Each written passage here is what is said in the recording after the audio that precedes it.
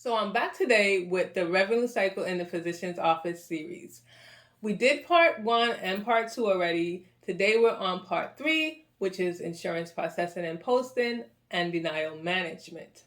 So if you haven't seen part 1 or part 2, I will link them above, so please make sure you watch them before you come into part 3 so that you won't be confused or missing any of the steps. I always do a little disclaimer in this series because the revenue cycle can be different for each individual. Not that the duties or the responsibilities or the sections are different, they just may be broken up differently. For my revenue cycle, I have 10 parts, and that's how we're going to be discussing it throughout this series. Also, we discussed claim submission in part 2, and after the claim submission, things really can go different ways.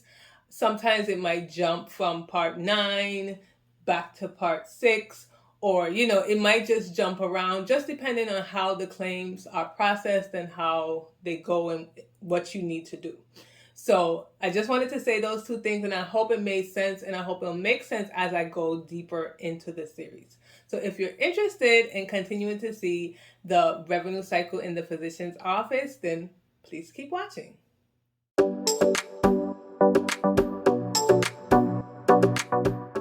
So before I jump into it, don't forget to subscribe, hit the notification bell, and like the video. It helps me know that you're enjoying the content, and I'm sure the revenue cycle is something that you're interested in if you clicked on this video and you don't want to miss out on the rest of the series. So we're going to start off with insurance processing.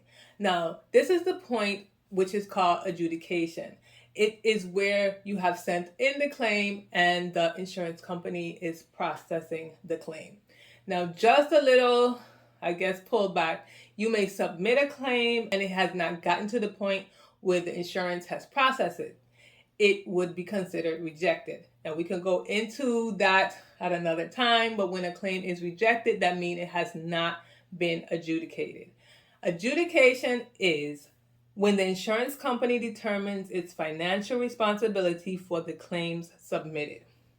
That means that they're either going to pay, they're either going to deny it, they may adjust it, they may just process it. So the whole point of it, though, is that the insurance has received it and they're doing something with it. Now, like I said, if you sent in a claim and it's rejected, it has not reached the point of adjudication. At this point, the insurance company assigns your claim a unique code. Now, the code that they assign it can be different for each payer, or it will be different for each payer, and it could be numbers, letters, it can be any combination of those, but they assign each claim a unique code. Now, this code is what you will use anytime you want to reference that claim after the fact. Now, for example, me as a patient may come to your office 3 times and you put 2 dates of service on one claim and then 1 date of service on another claim. So then in that case, you would have 2 claim numbers. So the claim numbers goes by how much physical claims or how much electronic claims you have sent to the insurance company. The insurance company sends you electronic remittance advice or remittance advice to let you know what their determination has been.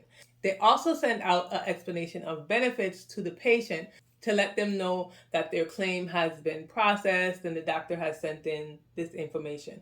But as far as the physician's office is concerned, we receive remittance advice or electronic remittance advice. These remittance advice can be sent with or without payments. So you don't have to have a payment in order to receive a remittance advice from an insurance company. Then we go into payment posting. So after you receive the remittance advice, let's say you receive it with a payment.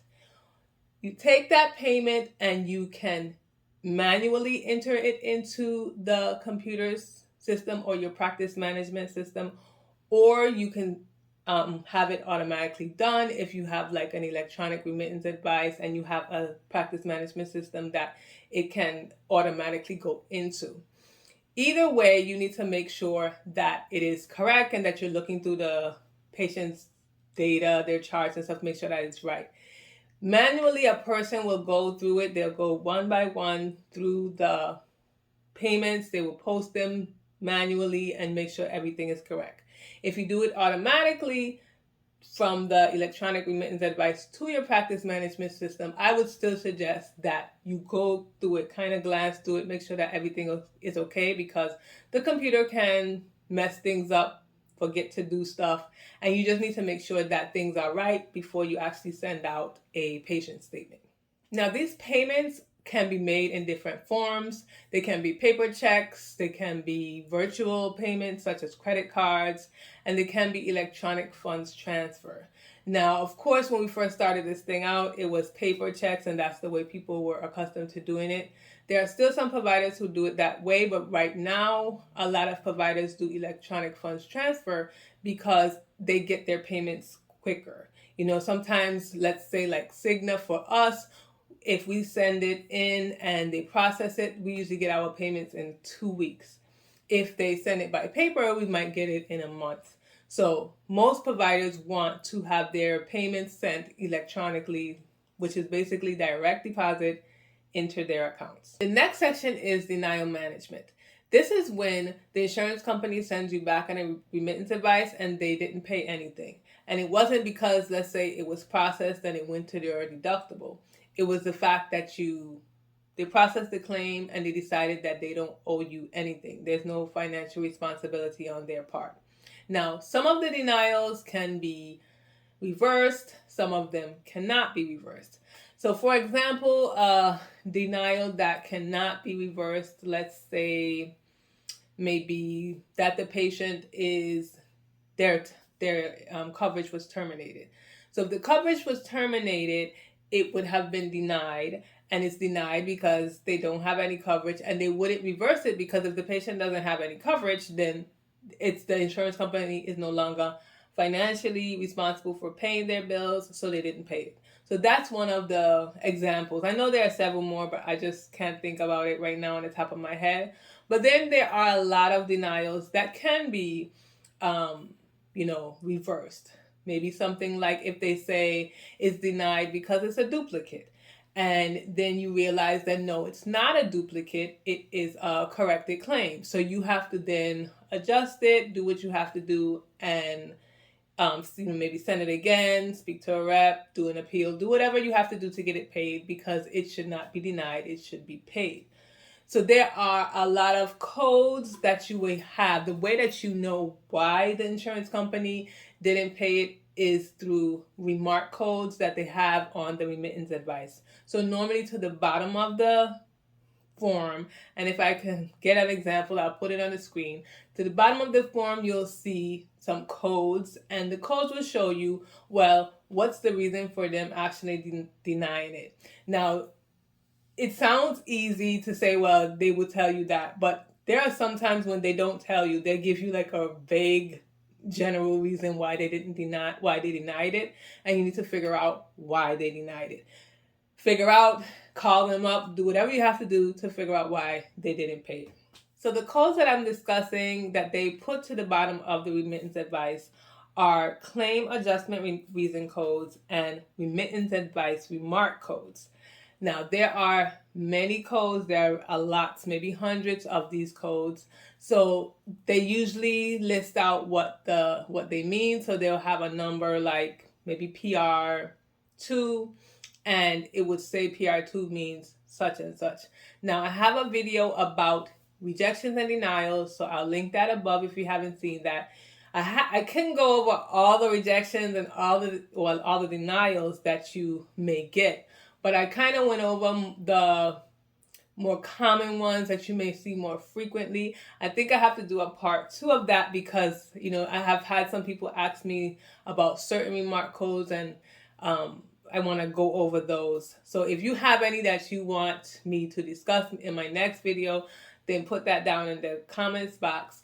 But these codes help you with trying to understand why the insurance company did not pay for your claim or why it was denied. So those are the sections that we're going over today.